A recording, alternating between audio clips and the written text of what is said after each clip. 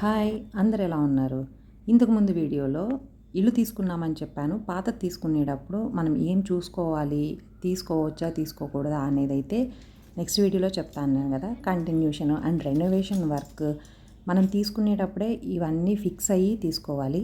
First అసలు ఓవరాల్‌గా building construction quality and ఇప్పుడైతే వాల్ ఇంచెస్ సైజు తగ్గిపోతుంది గానీ, పాతకాలంలో కొంచెం వాల్‌కి ఎక్కువగానే 2 ఇటుకలు పెట్టి అలా కట్టేవాళ్ళు. ఇప్పుడు మొత్తం లోపల ఒక్క ఇటుక అసలు చాలా థిక్‌నెస్ అయితే తక్కువగా ఉంటుంది. మెయిన్ క్వాలిటీ ఆఫ్ కన్‌స్ట్రక్షన్ చూసుకున్న తర్వాత మనం పైపైన పెయింటింగ్ గానీ ఇలా చేయించుకొని ఉంటే కొన్నాళ్ళు సర్వైవ్ అయిద్దా?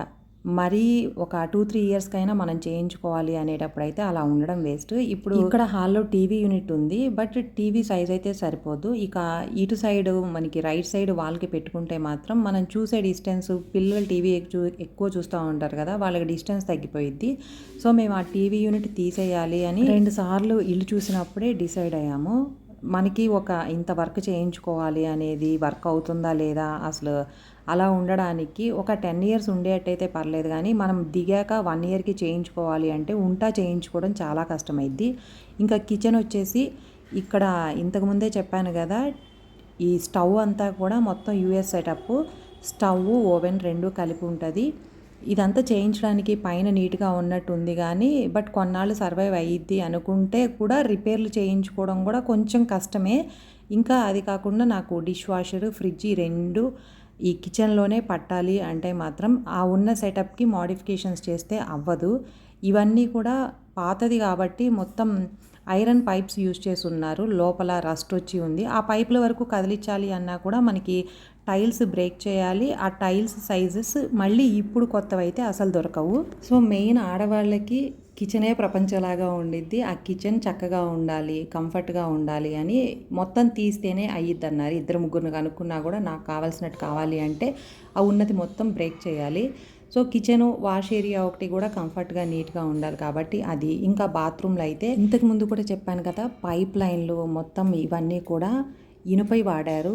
సో, 20 ఇయర్స్ నుండి అవే ఉన్నాయి అంటే సాల్ట్ వాటర్, ఈ బోర్ వాటర్‌కి మొత్తం రస్ట్ వచ్చి ఒక బాత్రూమ్‌లో అయితే కింద వాళ్ళకి లీకేజ్ వస్తుంది అని కంప్లెయింట్ ఉంది. సో, మనం వచ్చాక 2, 3 ఇయర్స్ రన్ అయినా ఇంట్లో ఉంటా బాత్రూమ్‌లు చేయించడం అనేది అది చాలా పెద్ద రిస్క్.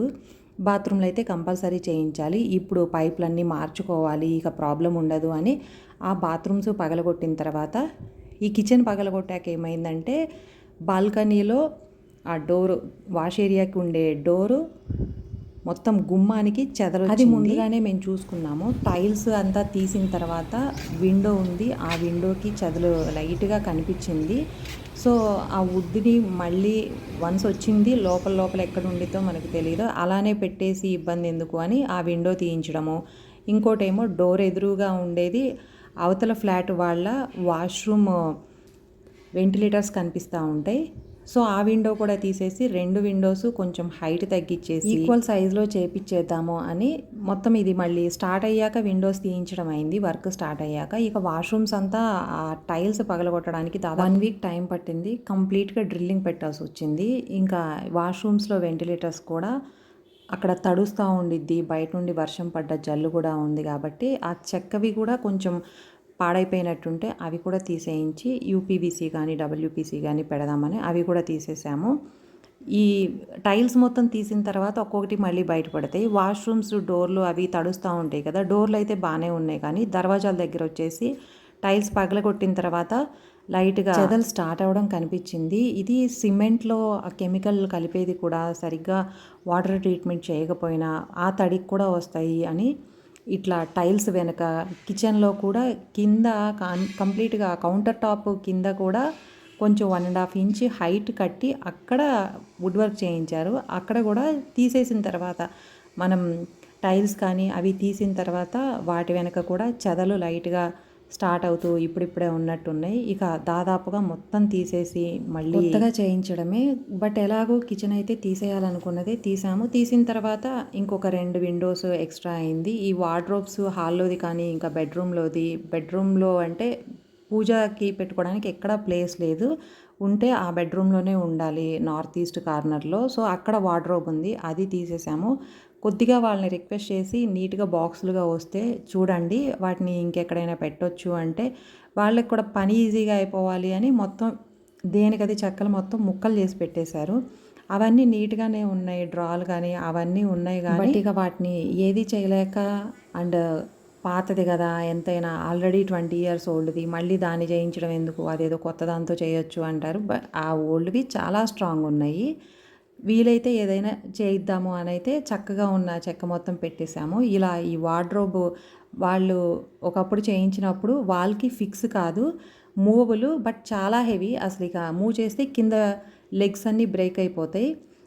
కానీ ఇలా వాల్కి పెట్టుంచేటప్పటికి ఆ గ్యాప్ ఉండి అది మొత్తం డస్ట్ పట్టుకొని ఆ రూమ్లో వార్డ్రోబ్ కూడా పూజా సెటప్ కోసం తీయాలి అని అయితే ముందుగానే ఫిక్స్ అయ్యాం. ఇల్లు తీసుకునేటప్పుడే 1-2 సార్లు చూసి ఒకసారి అయితే ఇంకా మొత్తం ఖాళీగా ఉన్నప్పుడు వీడియో తీసుకొని ఏది ఎలా ఉండిద్ది, అలా యూజ్ చేసుకోవచ్చో ఉన్నదాన్ని అలానే అనుకొని కొంచెం అయితే వర్క్ పడిద్ది అని ఫిక్స్ అయిన తర్వాతే వర్క్ స్టార్ట్ చేస్తే ఇంకొంచెం పెరిగిపోతుంది. ఈ బాల్కనీలో ఇదంతా మనము బట్టలు ఆరేసుకోవడానికి అది ఉండిద్ది కాబట్టి టైల్స్ ఆల్రెడీ ఉన్నాయి, అవి కొద్దిగా బ్రేక్స్ ఉన్నాయి.